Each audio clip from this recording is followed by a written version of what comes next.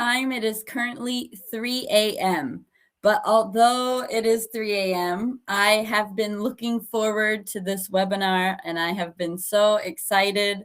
Poland has a special place in my heart. Europe does. So I am very excited to be here with you guys and talk to you about grammar. And that's a little strange, right? Excited about grammar. But hopefully, after today's webinar, you will have many ideas, like my background, of how to teach grammar in fun and communicative ways. So that is our topic today. It is teaching grammar for communication, not just correction. All right, so moving forward, today is April 23rd, teaching grammar for communication, not just correction. But May 7th, Monica is going to be doing another live webinar on effective and joyful learning to read in English. So discovering phonics and how to teach phonics.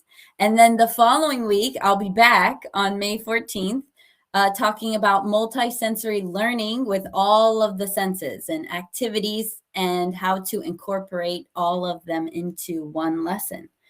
And then after that, Monica on May 28th is going to talk about unlocking the superpower of reading with an online library. So we have a lot of exciting webinars and we hope that you continue to come back and join us. So let's get started. First of all, my name is Hannah. I am from Illinois in the United States. I don't know if you guys are familiar with that. I studied elementary education and I became a certified teacher in the US. But shortly after, I moved to South Korea and I have taught English in Korea for 8 years. And being an EFL teacher is a very special job. And it's different from other kinds of teaching. And that's why having these trainings is really important and helpful for EFL teachers. So today it's going to be one teacher to another. So I hope that you can learn and get some ideas as a fellow teacher, but also as an ELT consultant with eFuture. I have been with eFuture for a year and a half now, and it's been really fun to see the teaching side of things, but also the curriculum side of things and how we develop for teachers. So right now, could you type in the chat box? I want to meet you. Could you tell me your name? What do you teach? Maybe the grade level or the subject areas, the skill areas. Do you teach grammar? Do you teach, and you can type anything that you like, but I want to meet you. So please let me know about you. I'm curious to the different kinds of teachers we have here today. Do you teach grammar or phonics? Do you teach kindergarten? Do you teach elementary, primary? Do you teach secondary? Today, I'm hoping to cover a little bit of everything, from our young students to our older students, incorporating speaking, as well as reading, as well as writing, and of course, grammar. So could you guys, as I'm talking right now, could you guys let me know what's your name, what do you teach, and have you used eFuture books before? And if you have used our books, what books are you currently using? Okay, so please tell us in the chat. I'm excited to meet you. Okay, so before we get started, I want to do a grammar challenge. And we're going to start with an example from our new series, English Wave, which is for secondary students. So in this example, the students are practicing the conjunctions because and so. So first, we're going to focus on because. We use because before a cause or a reason. So let's look at number 1. We bought popcorn before the movie. Okay, now we want to use because. But what sentence could we make? And I hope you're typing in the chat box. Please let me know. We bought popcorn before the movie because we were hungry. Can we change it? Let's try and change it. Maybe we can kind of make it into a game. Can you try and create your own sentences? We bought popcorn before the movie because we love popcorn. What's the reason? Why are we buying popcorn? We bought popcorn before the movie because we didn't eat lunch. That's the reason. We bought popcorn before the movie because it's a long movie. Okay, let's look at number 4. We left the movie early because the acting was really bad. Can we try and change it? Can you type in the chat box? We left the movie early because we left the movie early because we had another movie to go to. Because we were tired. Because my stomach hurt. We left the movie early because it was too long. Okay, let's look at number 5. I hope you guys are typing in the chat box. I can't see right now, but I want to see afterwards your responses. Number 5, I don't want to see mutant zombies because I don't like horror movies. I don't want to see mutant zombies because, can you type and give me some examples? I don't want to see mutant zombies because it is too graphic. Because I am too tired. I think I keep using too tired as an example because it's 3 a.m. here. So with that example, what we could do with this activity is we could have the students write sentences on a piece of paper, like maybe one student writes number 1, we bought popcorn before the movie on a piece of paper, and another student writes letter D, because we were hungry. So maybe each student writes one sentence and then they have to stand up and find each other, find their matching partner. So we could do mingling and matching activities with this sort of section. It's not just meant for the book. We can have them interacting. Okay, so can you help me come up with a sentence? We have a movie, we have home, and we have rain. Can you type in the chat box? And Monica's checking to see if you guys are interacting with me. So we watched a movie at home because I'll let you think about that. Because it was storming, because it was raining, because I was crying. You can use your own interpretation of what that picture might mean.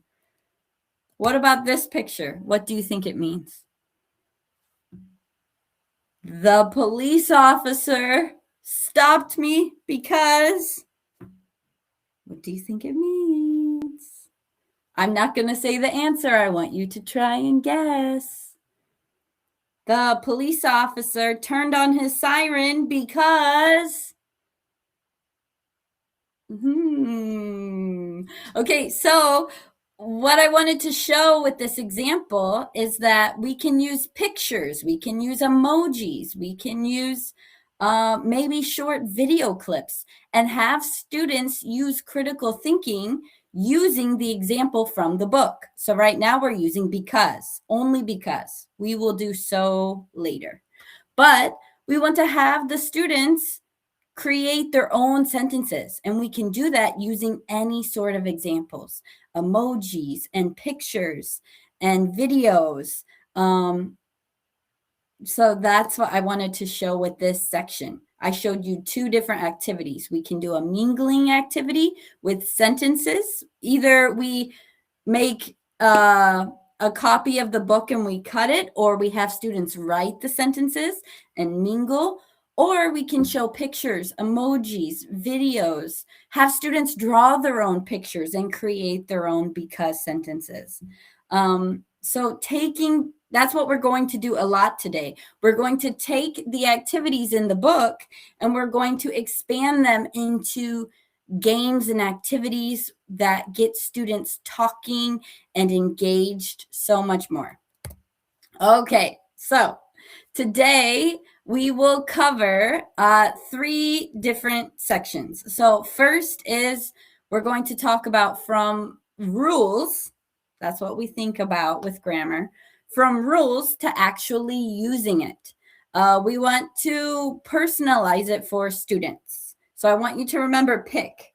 I have pick, picture. We have personalize, interact, confidence. So first, personalize. We want them to use it and we want it to mean something to the students. We don't just want the explanations. We want it to go beyond. We want many activities. We want it to be personal for the students. And we want the students to use the structures, but express their ideas and what they know, their knowledge, their information. So we are taking rules and we are using it personally. The next section, interact, we're going to talk about turning grammar practice into actually speaking. So taking textbooks like we just saw with English Wave, we take the sections and we turn it into group activities, into partner activities. And we want to encourage the students to interact with each other in a positive environment. And lastly, confidence. That is really important. With our EFL students, that is one of the biggest hurdles. And I know personally for myself, that is the biggest thing when learning a language is actually believing in yourself to use it. And that's the hardest part. You can know a lot of information, but using it is the biggest hurdle, at least for me. So focusing on communication and correction, but confidence. At the same time, improving their grammatical accuracy. Okay, so first, personalizing it. Not just rules, but actually using it. So when you think of grammar, what do you think of? Can you tell us in the chat box? Usually, I put what I think. So when I think of grammar, or my students here in Korea, when they think of grammar, they think of rules and tests and worksheets and red pen corrections and right? It's very discouraging when you get a paperback and there are so many corrections. It's helpful and necessary. However, that's what we think of when we think of grammar. But creating classrooms that are communicative, where students are talking, we can take grammar and see it as a way to express ourselves and our thoughts. So we want to change it from grammar as knowledge. Grammar is not just what we know, but it is a way of communicating. It is something for us to use. So here are some tips for teaching grammar through communication. So first, we have instructions. It's important that we provide clear explanations, and the best way to do that is with student volunteers. So I can sit here and I can explain, oh, this is this, and this is present simple, and this is a pronoun, and that means nothing to the students. But when I'm doing activities and when I have students be my helpers or volunteers, I can say, okay, you read this, you read that. Okay, do rock, scissors, paper. And if the other students are watching their friends do it as the teacher helpers, it is that much more helpful for them. It makes it more clear to understand.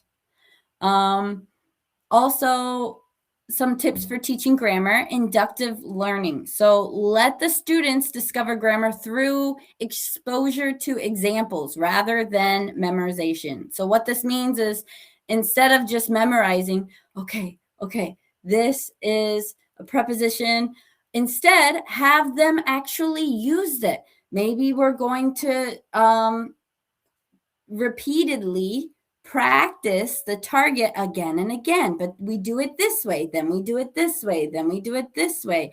We're trying and exposing them to many different examples, and I'm going to show you later today how we can do that. So maybe for young students, we can take a doll or a toy. Here I have little ducks that I will use today. I love using these ducks. And maybe we practice and, okay, the duck is on my head. The duck is on the table. The duck is on the cup. We want to use many examples and do it again and again. We want to use contextual grammar practice. So engaging students in real world contexts. What do they see outside? What do they like? And we want to use it in the classroom so it's something that they can use outside. Many of our EFL students, they only hear English in the classroom. So it's important that we give them real world examples in the classroom, because when they go home, they might not hear it. And of course, link, review, and recycle. eFuture Books, we love to do this. We like to take the material and we use it again, and we use it again, and we use it again, but we are continuing to grow upon that. We're not just using it again, but we are expanding as we keep reviewing.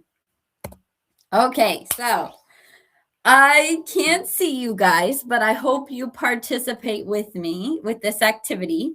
So this example from my first grammar, we can have our young students pretend that they are the cat.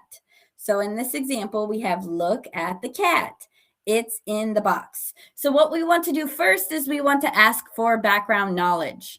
So we can ask them, what do you see? Okay, I see a cat. Yes. Where is the cat? What is that? It's a box. So we want to check for their background knowledge. We want to talk about real world things that they have seen. Maybe, do you have a cat? Have you seen a cat? What color was the cat? We want them thinking, okay, I'm picturing this cat in my mind. Then we read it and we act it out. Maybe we can make it into a chant or a song for the students. So with our hands, this is going to be our cat, our little cat. And I just came back from China and I learned that cat means 6. This is when they're counting, this means 6. So, but anyway, this is going to be our cat today. That was a little fun fact for you. Additional ideas. See, activating background knowledge. That's my background knowledge that I'm sharing with you, and your students can share it with you as well. Okay, so this is our cat, and we're going to practice, and we're going to say, look at the cat. Can everyone do this and say, look at the cat? Okay, say, it's in the box. So we're going to pretend this is our box. We're going to go like this. We're going to take our cat and put it in the box. Okay, can everyone do that? We're using our imagination. Or maybe if you have a bag, you can put it in the bag. Okay, everyone show me your cat and say, look at the cat. It's on the box. Let's put it on our head. Okay. Everyone say, look at the cat. It's under the box. So we're going to put it under the box, under our, maybe we can go, maybe under our chin. Let's put it under our chin like this. Okay, so now let's turn it into a song. Maybe we can do it together with our students. Look at the cat. It's in the box. Look at the cat. It's on the box. Look at the cat. It's under the box. Or we can make it into a game. Maybe the teacher says, it's in the box. It's on the box. Maybe the teacher says it fast, or maybe the teacher plays Simon Says. Simon says, it's in the box. Simon says, it's on the box. It's under the box. Oh no, I didn't say Simon Says. So you could do this in many different ways with young students. But the important part is repetition. We want the students saying it. We're learning grammar. We're learning prepositions. Be plus preposition plus noun. We are practicing putting the sentences together. However, we can still make it fun. So we can use different objects. We can use our hands. We can use toys, like my duck. It's on the box. It's in the box. It's under the box. But we can do it in many different ways. A song, a chant, a game. But it's important that we have students doing it in many different ways, moving their body, using their imagination, using toys and objects, using flashcards. It's really, really helpful for our young learners to have practice with using, and I will talk about this in my next webinar, but using tactile things and visual. Right? We have many different learners, visual learners, tactile learners, students who learn through movement. So it's important that we try and incorporate everything. Okay. Next, we also have students use, like we talked about, like I said before, contextual practice. We want them to use what they see in the classroom, use what they know. From home. So here they're looking at the page, they're reading the sentence, maybe with a partner. Maybe one student reads the sentence, another student has to find it here. So they can do this as partner work, and they have to find, number 5 says, it's a round clock. It's green and white. Can you find the round clock that's green and white? And this is a review activity. So they have already learned these targets. They have learned the adjectives, and they have to try and find it in the picture. Did you find the round clock that's green and white? Let me give you another one. Maybe her boots are red. Can you find the red boots? I don't know if I can find the red boots. There are a lot of red shoes. Oh, I see them. I see them. But then also use objects. So these are my little ducks. I have 30 of these ducks. This is 28. And I just got this really cheap online. But what I would do is I would have the students, maybe they could go around individually by themselves, or they could go with a partner. But they have to take their duck and they have to put their duck somewhere in the classroom. And so if they do it by themselves, then maybe they tell the class after about their duck. So they can say, it is on the bookcase, or it is in the toy basket. It is under Sam's table. So they have to say where it is. Or if they do it with partners, maybe they have to hide the ducks and their partner has to try and find it. And they can say, it is under the chair. No, that's cold, not that chair. It's under another chair. And they have to help their partner find their duck. So using objects, having them actually take real things, and it means that much more to them. They're actually practicing it. in real life rather than just saying sentences from a book.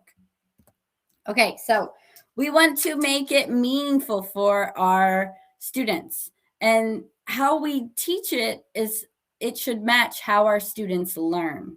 So we have to ask ourselves, what do our students like? What cartoons do they like? Do they like this sort of game? Do they like this sort of song? What do they know? And we want to try and use it in our lesson. So first, especially for young students, have them act it out. Have them doing hand motions like the cat, pointing to things in the classroom, using the dots in the classroom. So recycling, we want to do it again and again, but in different ways. So chants and songs are a great way to do that. Taking sentences and turning it into a song. I could take anything on this PowerPoint and turn it into a song. Just do it again and make a beat. You can have them take the sentences with the same grammar target and make a new story, maybe changing some words. We're still using the same sentence and the same grammar target, but we're changing it a little. Maybe have them creating sentences together, having them drawing pictures. So it is that much more meaningful and personalized for them. And media, show pictures, show visuals, show like with the emojis that I showed you. It will mean that much more if they have something to see and visualize, whether it's imagination or in real life. And you can also say sentences with their names in it. If you feel like they're disengaging, use a sentence with their name or something that they like. And so they hear it and they say, oh, that's for me. Okay, so it's important that we use many real life examples. We want to relate it to what they know. So here, this is from our course book, Hand in Hand. And in our course books, we have a lot of flashcards, our phonics series as well. And so in Hand in Hand, we want to use these flashcards to do games and activities. And I will show you that in the next slide. But in Hand in Hand, in our course books, there's a section that says words and grammar. And so it's important to incorporate grammar into everything that we teach our students, because it is in every sentence. Grammar is not just a subject that we teach or a skill that we teach. It is a part of everything. It's a part of reading and writing and speaking. It is a tool. And I'm getting ahead of myself. I will talk about that more. But in this section, we focus on words and grammar. And similar to the grammar book, we're focusing on, where is the bag? It's under the chair. It's on the chair. It's in the bag. So we can use the flashcards to do games and the students say the sentence. So when they see the flashcard under the box, maybe they look in the picture. Do you see a box? I see a toy box. Okay, what's in the toy box? Can you guys tell me what's in the toy box? Is it toys? I think it's toys. Okay, let's try a different one. What is on the wall? Can you guys type in the picture on the left side? What is on the wall? I love this activity because there are a couple of things on the wall. I like this activity because it's listening, it's creating their own sentences, but then also speaking. So if you look on the right side, part D, look and make sentences. So if we look at picture 1, we're using there are or there, okay? There are toys on the bed. We look at picture 2. Can we make a sentence with picture 2? And we could make this a bingo game. We could, maybe one student covers it, the other student or has to describe it to their friend, and their friend can't see the picture. We can do it into activities like that, but speaking. So on picture 2, the books are in the bookcase, I think. So, but you could talk about several different things. The pillow is on the bed. Maybe we could try and use our imagination. The toys are under the bed. So it's important to use pictures and have students expand, create their own sentences. That's the whole point. So using flashcards, we have so many games on our YouTube here at efuture_ELT. So this game is called On the Head. And we go over the words and we put the cards out, make sure they know the words, and then they put it on the head. And they have to guess. I'm going to show it one more time. We go over the words, and then we put the card on our head, and the other student has to guess what the word is. So for example, if I have a card that says on the box, the other student that can see the card says on. And so the other student has to guess on the box, on the chair, on. That's just an example, but you can use this with phonics. You can use this with grammar activities. You can use actual flashcards. You can have students creating their own flashcards, drawing their own pictures and having to guess what it is. So that's one example. We also have behind the wall. So we go over our words, our vocabulary or grammar target or phonics, put it behind the wall, and the student has to guess. The next one, we put the cards out. We talk about the words. We take it away. We put it back out, but one is missing. The student has to try and remember what is missing. The next example, we go over the words, of course. Always make sure they know the words. And then we use it like a car racing game. We use a dice like this, and the students go around and they practice saying the targets. It's important that they're saying the targets. So using these flashcard examples, we can use flashcards like this. So here we have, I can show you with my pen, we have these flashcards right here. So we can use these flashcards to put it on our head and play the games. Okay. Moving on. This is from a speaking book, our Magic Speaking series, but again, grammar is in everything. Anytime you see a sentence, there's grammar practice. So in the activity on the left side, they're practicing speaking. So having the students, so of course they're learning it's, right? It's a big bear, and adjectives. It's a long snake. It's a short snake. It's a young lion. So this is a picture of one of my students, and I took 2 toilet paper rolls and I glued it together, and I made my own little binoculars. And of course I made it sparkly, but it's covered with a picture, and I put a picture of, I think it was a bear, and they pretend like they can see the bear, and it was really cool when you looked at the light. But you don't have to put a picture. You can have them using their own imagination. So maybe we're practicing, or we want to practice these sentences. So we can look around and say, oh, it's a long snake. And then we look, oh, it's a tall giraffe. Oh, it's a scary bear. Maybe we use the words from the book, but then encourage their background knowledge as well. Use the words that they know. Oh, it's a young snake. Or it's a lion with a short tail. So having them use their imagination. And of course, if it's not perfect, that's okay. We can help them and correct them as we go. But having them use their imagination and pretend, that's a very, very helpful thing, especially with young learners.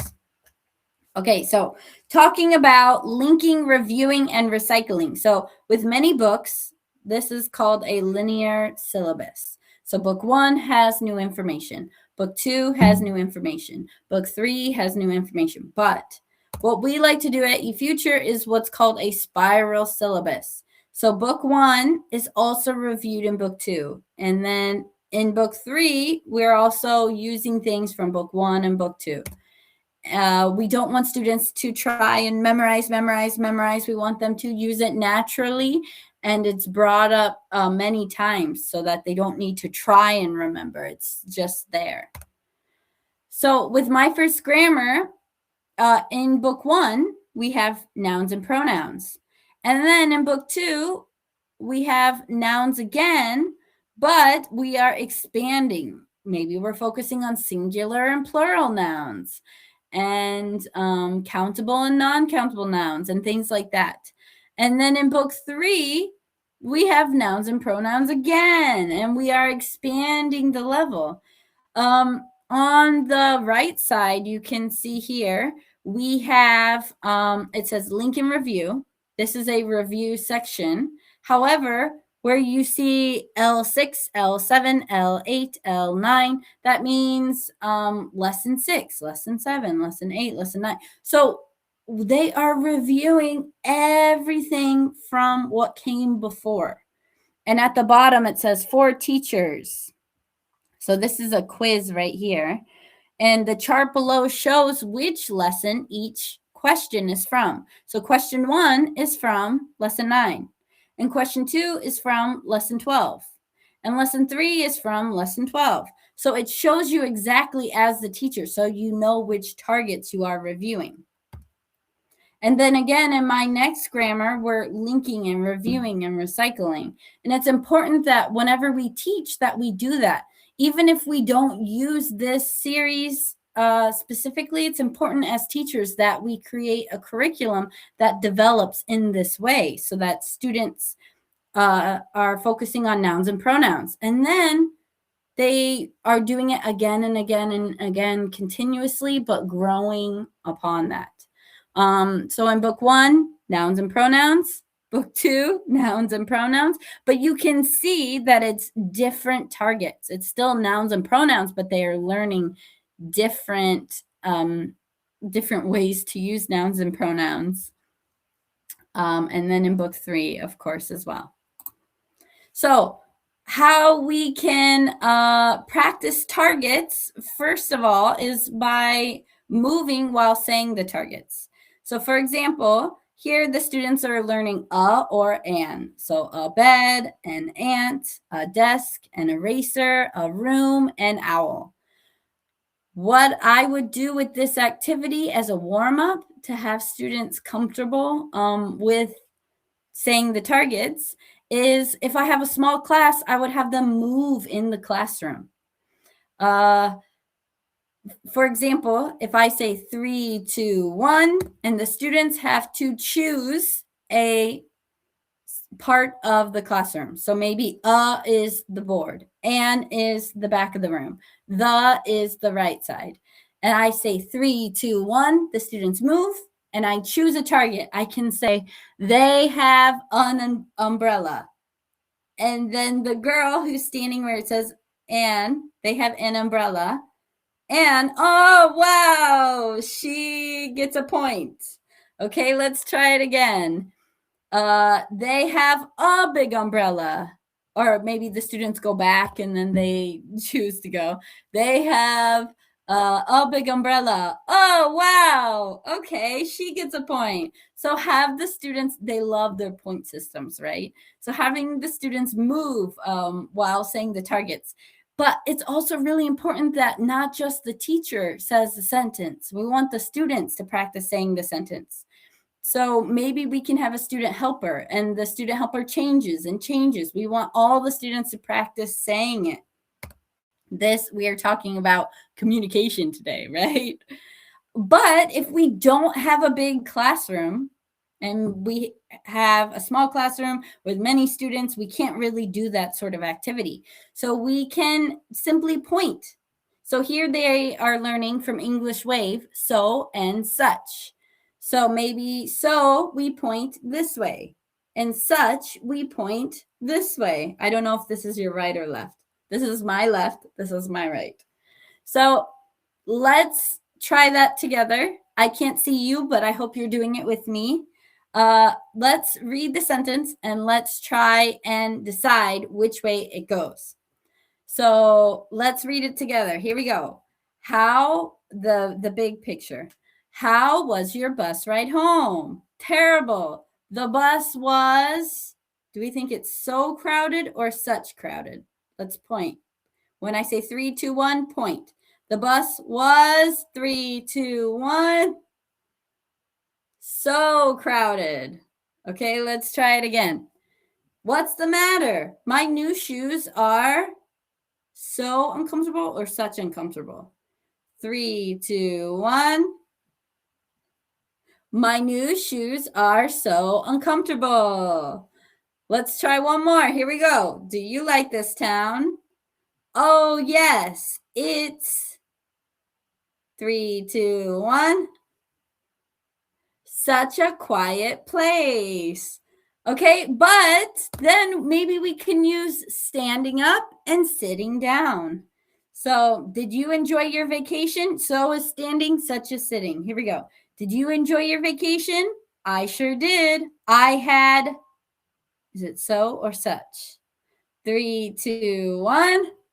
Such a relaxing time. So, having students do it together. So we could do, this is part of the grammar appendix, and we could have the students do it together in class. Okay, we do it together by acting it out, by moving, and then they can do it together with a partner, or they can do it in their book. But it's important that we do the activity first, that we make sure they're saying it, that we make sure they're saying the sentence, repeating the sentence, so we can read it together, we can do the activity together, and then make sure that they say it afterwards as well. We want them saying it as many times as possible. Okay, we've made it to our next challenge. So I hope that you continue to type and help me with these sentences now that we know how to do it. So number 2, we didn't have money for movie tickets. We're going to use so. Because was the reason, because I was tired, because I didn't have money, because it was boring, because I was hungry, because we needed a reason, right? But so is explaining something. It's before the result. So for example, I like to say so a lot. We didn't have money for movie tickets, so what happened after? We didn't have money for movie tickets, so what happened after that? It's not because we didn't have money for movie tickets because we're poor. No. We want to tell the story. We didn't have money for movie tickets, so what did we do? So we watched TV at home. Can we think of a new sentence? Can you type? We didn't have money for movie tickets, so we asked our mom for money. We asked our husband for money. We didn't have money for movie tickets, so we never saw a movie. We want to tell what happens at the end of the story. Okay, number 3. I hope you guys are telling your sentences, typing your sentences, because I want to read it after. The documentary was really boring, so what happened after? The documentary was really boring, so I fell asleep. So I stopped the movie. So we watched a different show. We're saying what happened after. Can you guys try and think of a sentence? Number 6. This comedy movie had great reviews. So what happened after? What happened because they had good reviews? This comedy movie had great reviews, so we decided to see it. This comedy movie had great reviews, so it made a lot of money. This comedy movie had great reviews, so we watched it many times. So we are telling a story. What happened before? What happened after? Because is the reason. Because I was tired. Because I was poor. Because I was hungry. Can we make a sentence with these emojis? I'm not going to tell you. I want you to type in the chat. We have a clock. We have a tired person. We have a man running. And we have a briefcase. I think I would make the sentence and say, I woke up late, so I had to run to work. Or I went to bed early, so I had a lot of energy at work. We could try and make different sentences. I don't sleep a lot, so I don't have energy at work. We can try and change using the vocabulary that we have. Okay, what about this one? Can you guys type in the chat and let us know what you think? I love fast food, so I have to work out often. Or I ate a lot of fast food, so the gym was difficult today. We are saying what happened before and what happened after as a result. Okay, I hope you guys are chatting in the chat box. So now we're going to talk about interacting, turning practice into speaking, grammar practice, but using it, speaking it. So the best way to have students speaking is facilitating output. And the best way to do that is with partners and groups and mingling. So partners is 2 students. We want to encourage the students to help each other, talk to each other. Maybe one student's the teacher, one student is the student, and they switch. And you can do this with any activity section. You're the teacher, I'm the student. Or maybe we read a sentence and we do rock, scissors, paper. Okay, you do that one. So having students do fun games like rock, scissors, paper, or roll the dice with a partner. So one-on-one. When you have 2 students talking to each other, they're that much more willing to speak than in a whole class situation. And change the partners. And that's what mingling is. But let's not skip ahead. Going to groups next. We can have, I feel like groups work best when it's 3 to 4 people. When you have 5, 6 people, it gets to be too much. Or you could do half class groups. So this is maybe the blue team. This is the red team. Or you can divide it up even more than that. The blue team, the green team, the purple team, if you have a big class. Have team colors. They want to compete. They are very competitive, and it means that much more to them. It encourages their motivation. And in groups, having them do board games and ball passing games and presentations. Maybe the blue team is going to present for the purple team, and the red team is going to present for the green team. Facilitating groups is the best way to have students practicing talking to different people and in different ways. And that's what mingling is too. So it's 2 people, but changing. Maybe their partners, then their partners, then their partners, So doing fill in the blank activities and have them doing surveys, asking questions. Do you like pizza? Yes, check. On the head game, like we saw before. So having them talking to each other, and maybe they have to ask 10 people that question. And they write a tally mark every time they ask the question. So students learn and remember things easier and when they're talking, when they're hearing, when they're speaking with their friends. And by using groups or partners, the teacher is speaking less. And I know it's strange for us, especially when I grew up, the teacher did all of the talking. And it's natural for us to feel like we need to fill up that space, that quiet space. We need to be talking. But I promise you, the students learn so much more when they have to speak. So even if there is some silence, encouraging them to talk, encouraging them to fill the silence, so that we don't have to constantly be speaking. They learn more when they are speaking. So using games and activities.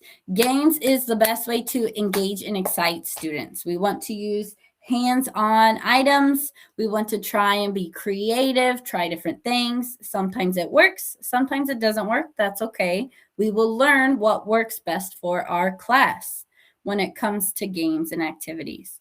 For the younger students, we can take any sort of thing and make it a game, like with the cat, right?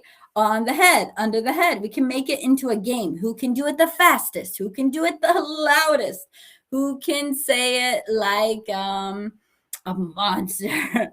Or just try and take even just sentences and make it fun, make it into a game for the students. Like, oh, wow, they did a great job. I'm going to give the blue team a point. So just using resources that we already have. We can use dice or paper or pencils or paper clips. And I will show that in an example coming up. Having students do presentations in partners or groups and giving students different roles. Maybe, like we said, you're the teacher, you're the student. Students learn by having many examples. And of course, having them draw pictures, have them doing, like I showed the emoji game or Pictionary game, having them draw their own pictures, having them make their own games. It's that much more meaningful when they actually make it. They write the words, they draw the pictures, they use the flashcards that they made. It means more. Yes, okay, so the spinner game, this again, the students can make it. So they just draw a circle with some lines and they write the words. So we can talk about the pictures. Do you like ducks? Where are the ducks?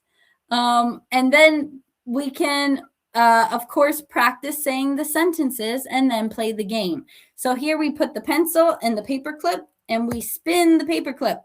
And wherever it lands, here I think it's on bike, the students are going to try and find the sentence bike. Let me see. Oh, bike.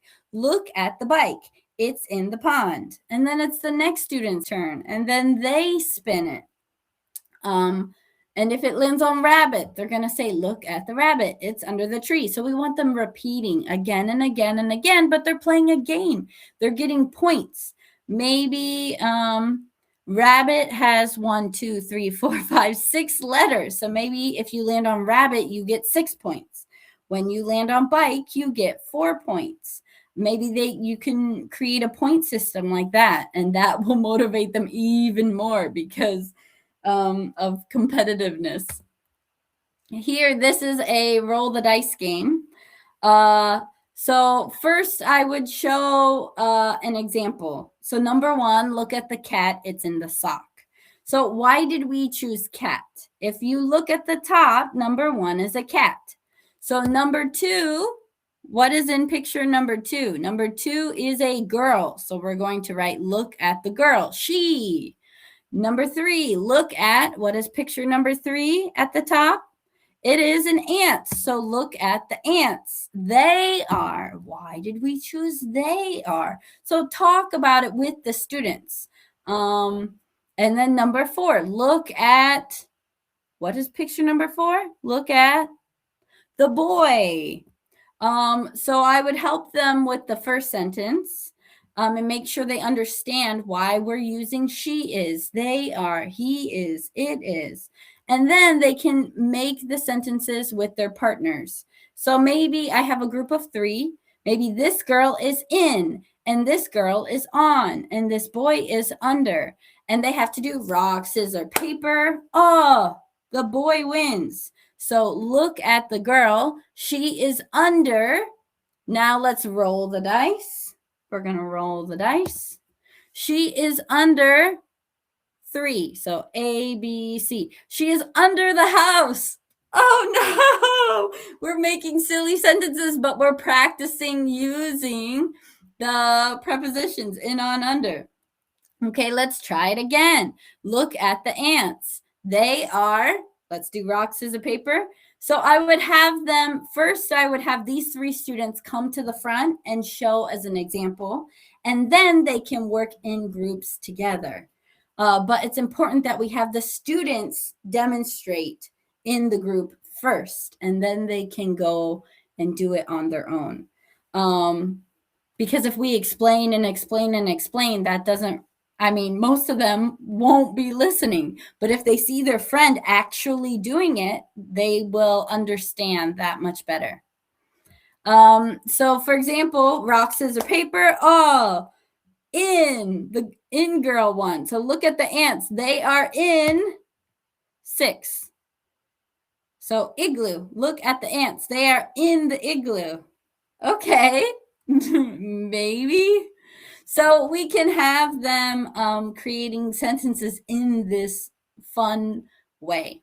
And then, most importantly, have them share all of their sentences as a presentation, whether they come to the front or whether maybe the blue team shares with the purple team and the green team shares with the red team. Have them share and read their sentences. So although we should try to differentiate our lessons, it's okay to reuse games and activities. Students like it when they know what is happening. Okay, we do this, then we do this. They are excited when they know what to do, and it helps their confidence. Maybe a friend doesn't know how to do it, and they can help their friend because they remember from last time and the time before.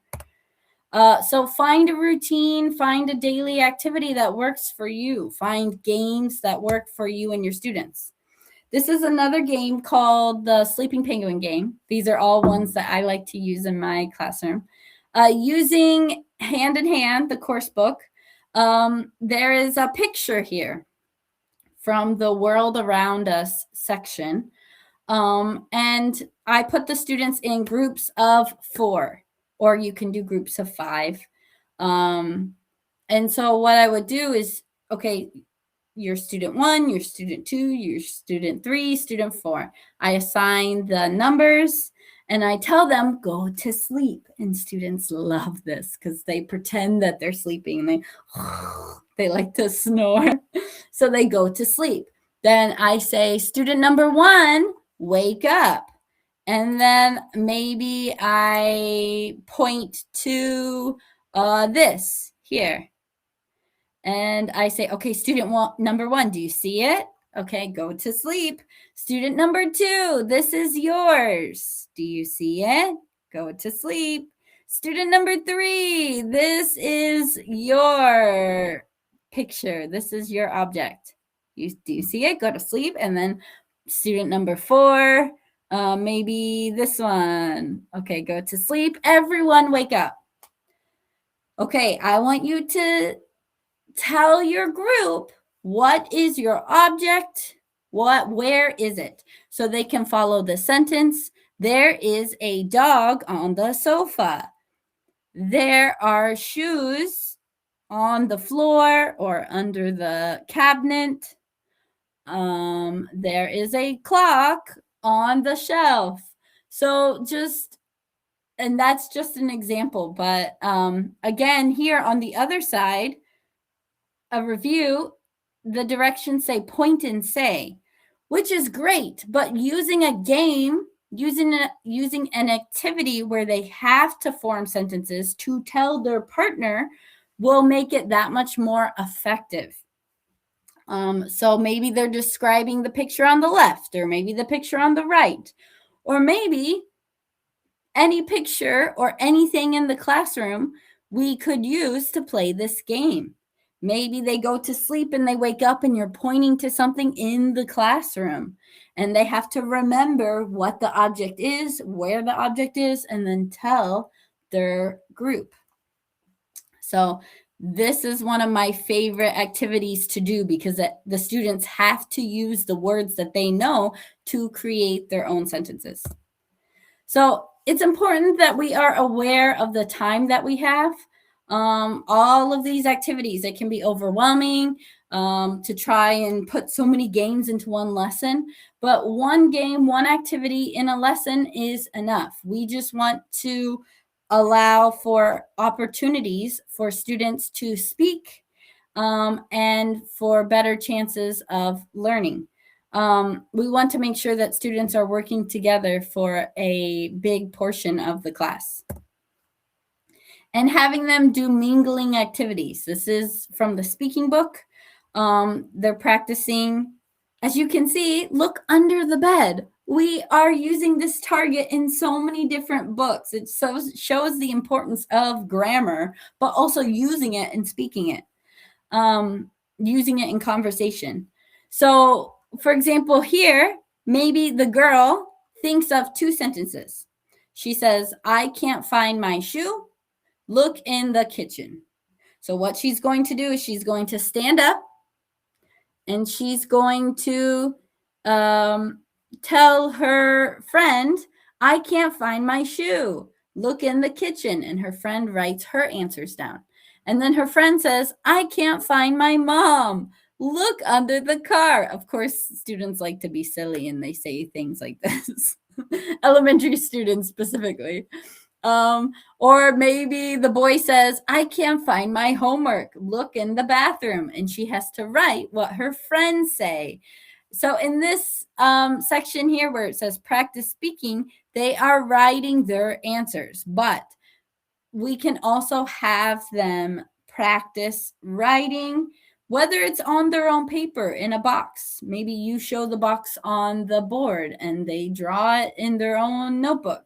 We can expand, we can use, we can take that phrase, we can take the examples from the book in the bookcase, on the chair, under the bed, behind the door. Use the book and have them do it again and again. Again, have them make their own material so it becomes meaningful for them. We want to try and shift the lesson structure. So we don't just want grammar to be the goal. We want it to be a tool. We want to use it in speaking, in course books, in reading books, in grammar books, of course. So some ways that we can take any lesson and practice grammar is using information gaps, doing find someone who activities, find someone who is wearing blue, find someone who has glasses, doing surveys and role plays. Of course, personalizing it. Get them to talk about their real lives. What do they like? Using context, whether it's stories or dialogues or situations or what did they see today? Not just sentences that mean nothing to them. We want it to mean something to them. And guide their discovery. Don't just always explain it. Let them discover in the classroom. Let them create sentences, and then they can try and explain. So here is another activity, another game. So, for example, we don't need all of these boxes. I created so many boxes because I used all of the words from this page. You could have students use maybe just 1 through 9. Maybe they create 9 boxes, and you can do bingo. But this, I used all 18. So it's more of a battleship game than a bingo game. But the boy on the left wrote singular words, and the boy on the right wrote the plural words. And of course, they talk about it together. Maybe they make their own chart. They draw their own chart. Maybe, okay, you do the singulars and I do the plural words.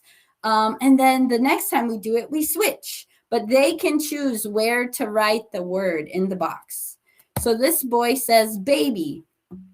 And then the boy that has the plural words has to find, what is the plural of baby? Babies. Okay. And then he says classes.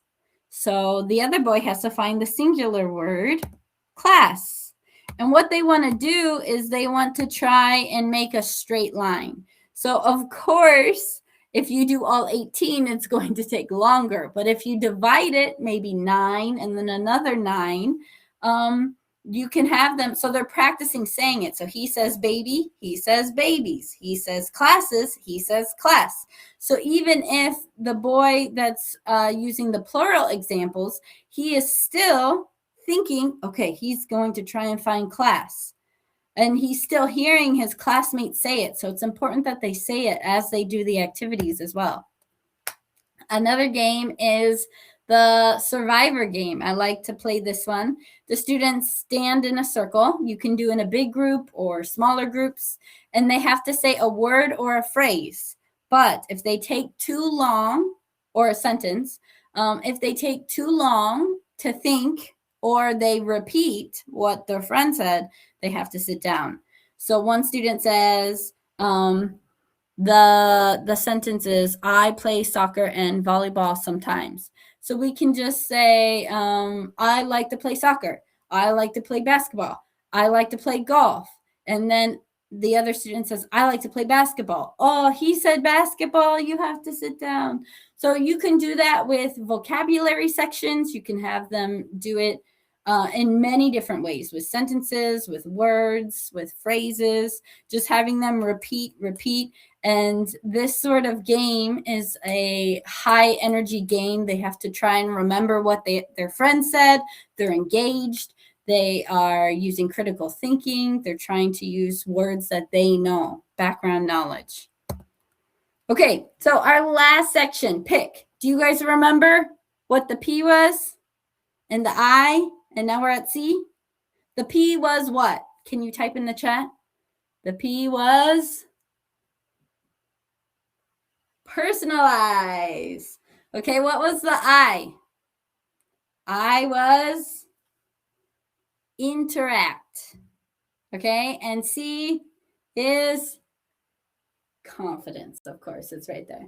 So we want to talk about balancing fluency and accuracy. So what does fluency and accuracy even mean? Fluency is helping the students speak naturally and confidently. But accuracy is correcting the grammar. So we want to do both when we're teaching. So in class, it can look like this. Let students finish their ideas, finish their fluency naturally, confidently, but don't stop them for every single mistake. If we stop them for every single mistake that they make, it can get discouraging.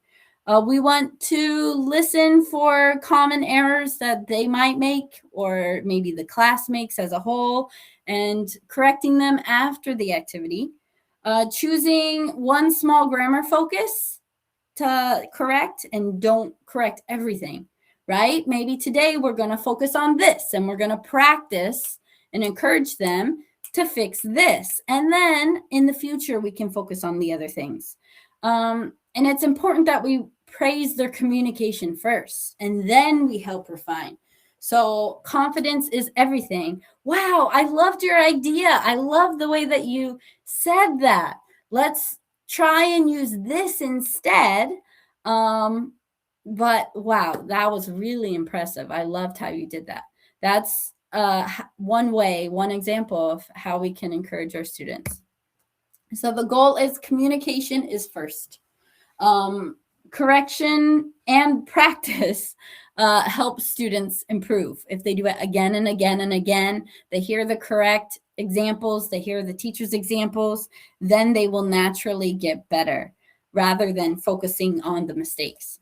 We don't want to stop them from speaking. So one way of doing that is with repetition. Maybe they hold the ball and they say the sentence, and they pass it to a friend and they repeat the sentence. So the teacher can play music, or you don't necessarily need music. But for example, the student has the ball. The student says, look at the snakes. Pass it to a friend. Look at the snakes. Pass. Are they on the table? Pass. Are they on the table? Pass. So just having them repeat it. Or maybe they have to do it 3 times, or maybe they have to do it 4 times.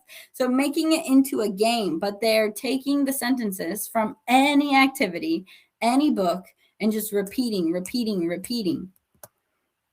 This is another activity that's on our YouTube, but basically the students or the teacher can say the sentence, and the students have to find the picture and touch it.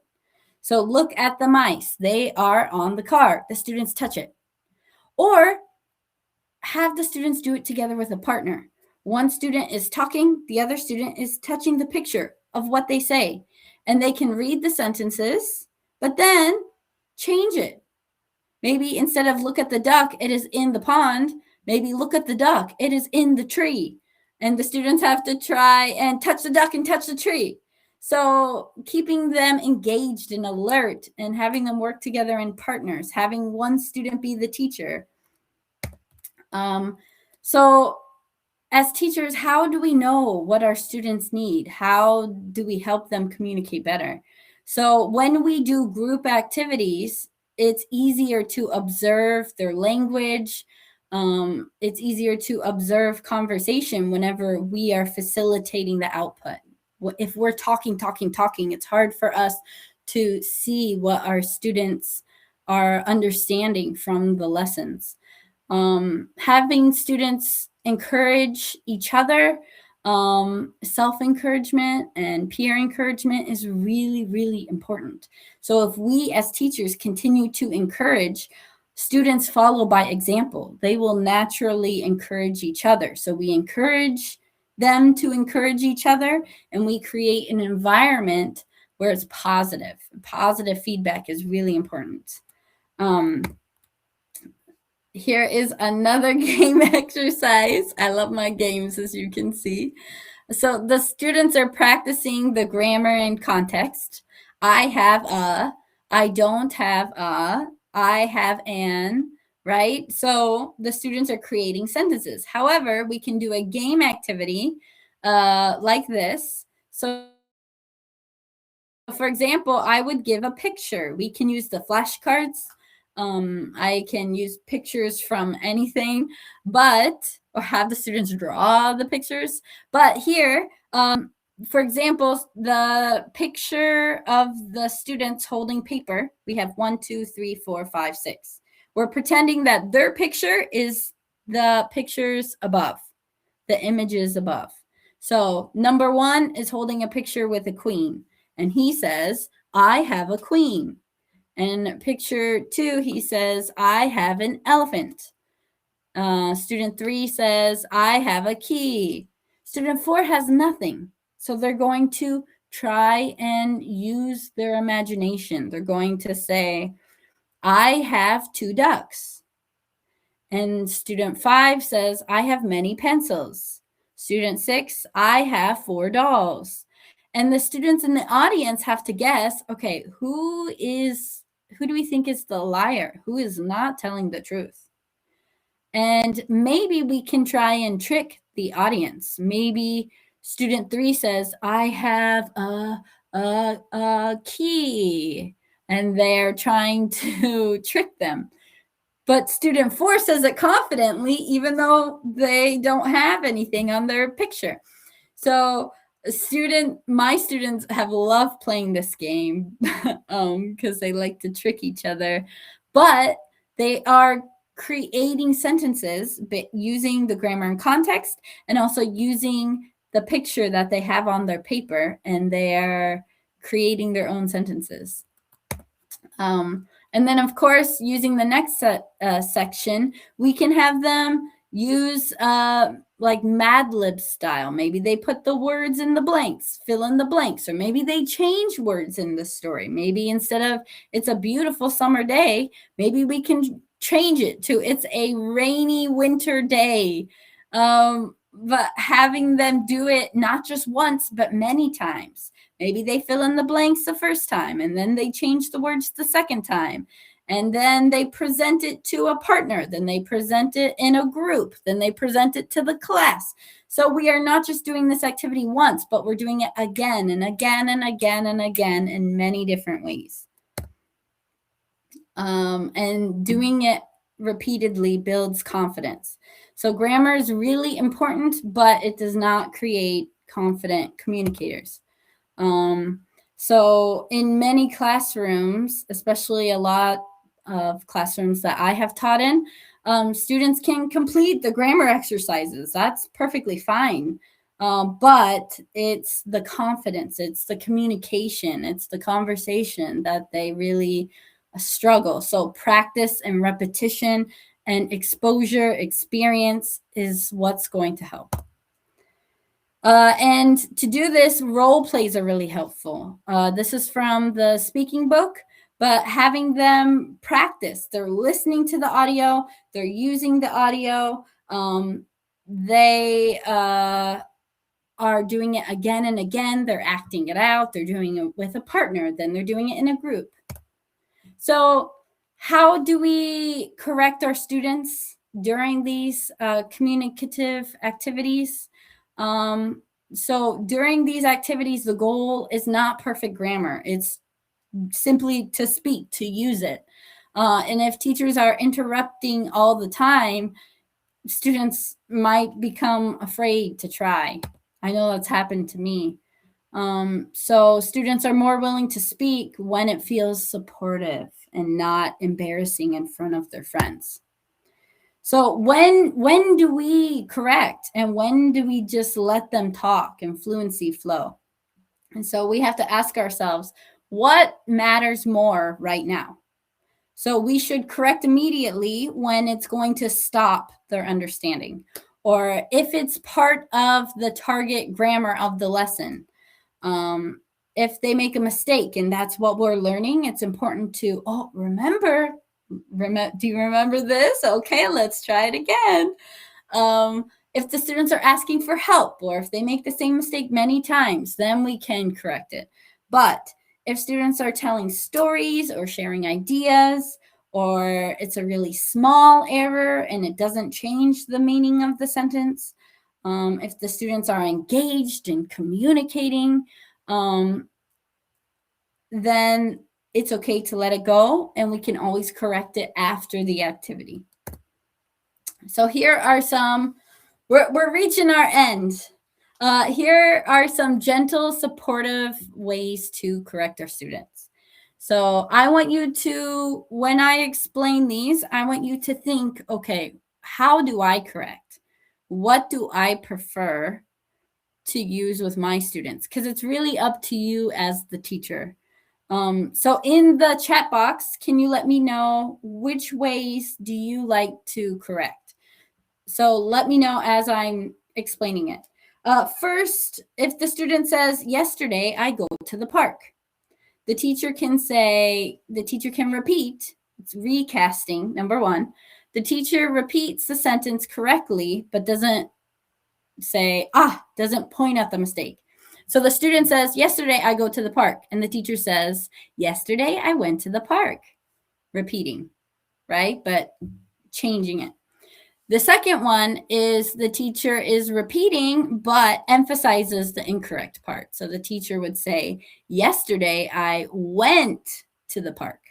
Have the student repeat it. Yesterday I went to the park. Bringing emphasis on the incorrect part. Number 3, ask a guided question. So the student says, yesterday I go to the park. The teacher says, yesterday, it's past tense. What is the past tense of go? And then the student says, went. Okay, so let's try it again. Yesterday, I went to the park. Number 4, giving a choice. The teacher can say, yesterday I go to the park, or yesterday I went to the park, and let the students choose. Number 5, praising with correction. So start with something positive like, oh, great sentence. I love hearing about your day yesterday. Just one small change. We say went, not go. So giving something positive about their sentence, we can always find something positive, and then correcting. Number 6, delayed correction. So instead of correcting the student in front of all of their friends, maybe the student is telling the story in class. Yesterday, I go to the park. And then the teacher is writing some sentences on the board. And then afterwards, she can ask, okay, everyone, like after everyone shares, maybe she can write a couple sentences, or as the teacher, I can write a couple sentences, maybe some mistakes that several students made. Okay, let's read these sentences. Let's correct them together, right? So we're not calling one student out. We're not embarrassing them. So I want to ask you, which way do you usually correct your students? I always find myself using tactic 2, and none of these are wrong, none of these are right. It's just how we prefer to do it. So I usually use tactic 2. I always it's just easier for me to emphasize. Or maybe I use a lot of number 5. I try to find something positive, or 4. But I would like to try 6, maybe a bit more, or 3. So which ways can you tell us in the chat box? Which numbers do you usually use? Which ones do you want to use more? And have students present, have them do projects as much as possible. We want them to use examples, create their own examples, practice presenting in front of people. This builds their confidence.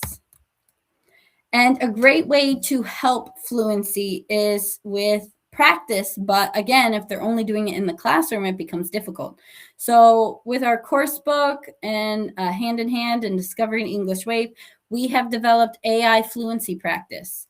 And English Wave specifically is our new secondary course book series, but our new Hand in Hand series also has this feature where they're practicing speaking and reading. So with speaking, they're listening, and then they're role playing in a real life conversation. And then there's also a reading practice where they're shadowing, and then they practice reading. And both speaking and reading, after doing it, the students receive an assessment, and they receive, as you can see here, there's a grade, 96%, 85%. It shows different colors of words that they can work on a little bit more. And this is on our eSmart class. So make sure that you look at our websites and that you contact Monica, our partners in Poland, so that you can download materials and use as much as possible. We have a lot of different things for you to utilize. Here is our website at the bottom. So as we close, I want you to remember that students don't learn or remember grammar because we as teachers explain it well. That's not what they're going to remember. They're going to learn because they're using grammar to express it in their own ways. They're talking, they're creating their ideas, they're creating their sentences, they're playing the games, they're talking with their partners. That's what they're going to remember. Grammar is just a tool. It helps us talk with people. It's a bridge. It's a part of real language. It's not just in a textbook. So I want to say thank you, everyone. And I can't wait to read all the stuff that you put in the chat box. Here are all of the series from my first grammar, my next grammar, English Wave, Hand in Hand, Magic Speaking.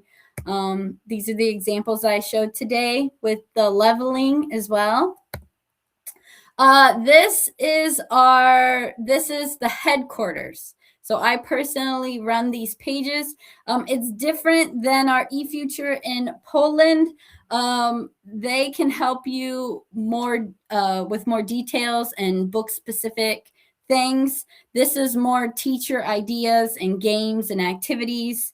This is our global page for all of our countries. So we have Facebook, Instagram, YouTube, and then, of course, so our partners in Poland, they have a wonderful TikTok page that is blooming and blossoming, and it's great. And I'm learning from their page. So just last week, I made the teach.efuture page. This is the headquarter page. And again, if you want specific book details and ways that you can access our books in Poland, the left side is going to help you with that. And then the right QR code is going to help you. And we don't have a lot on there yet. I'm working on it. This is my project. So, but I am putting games and activities and teaching ideas, teaching tips on this TikTok. So again, please follow us on Instagram, Facebook, TikTok, YouTube, everything. Yeah, so I want to thank you guys for coming today. I think, Monica, are you there? Are you still there?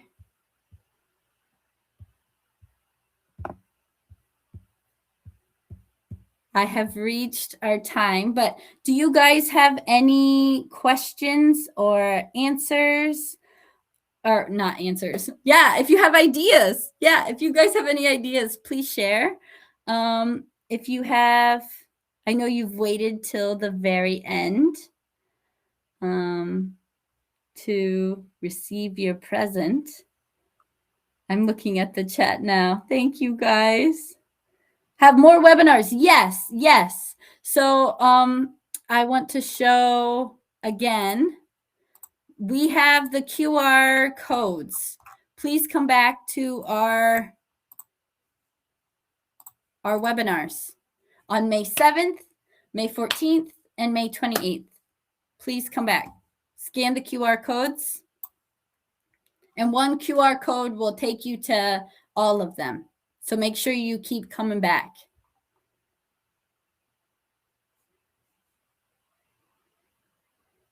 All right.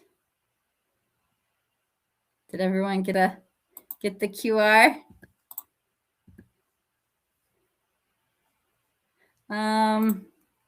Monica, is there anything else that we need to add? If you stayed until the end, you get your special present. I need to look at the chat box. Oh, okay. She's going to send the information about the webinars. And I'm new to this whole system, so trying to read the chat box is a little bit small. Okay. A webinar about critical thinking. That's a great idea. If you guys have ideas, please share. I love that idea. Not specifically on the topic of critical thinking, but now that you've requested it, I will incorporate it into my next one with the multisensory learning. I like that idea. If you guys have ideas, please share with us. Yes, I like that. The next webinar is May 7th. May 7th. And Monica will be talking about phonics.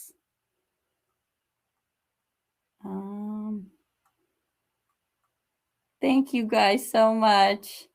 Oh, yay, you used my first grammar. I'm looking at the chat right now. Do we have any more questions?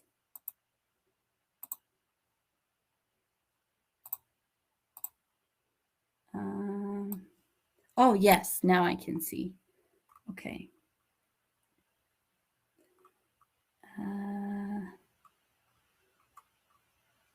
Thank you, guys.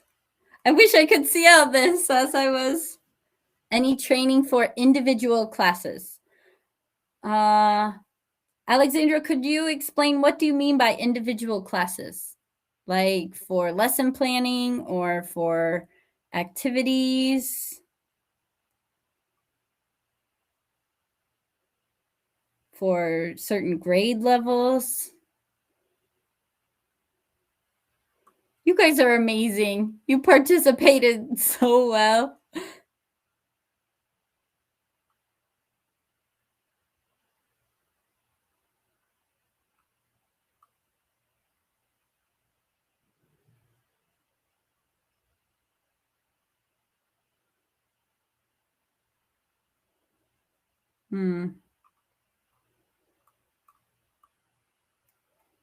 Yeah. Oh, you guys are awesome. Thank you guys so much. Wow. Thank you guys. Good night. Yes, yes, I think we're at the end. Monica will contact everyone. She has your email and she will send you all the information. Thank you, everyone, for joining. I really appreciate you coming and participating and chatting. I was reading all of your comments.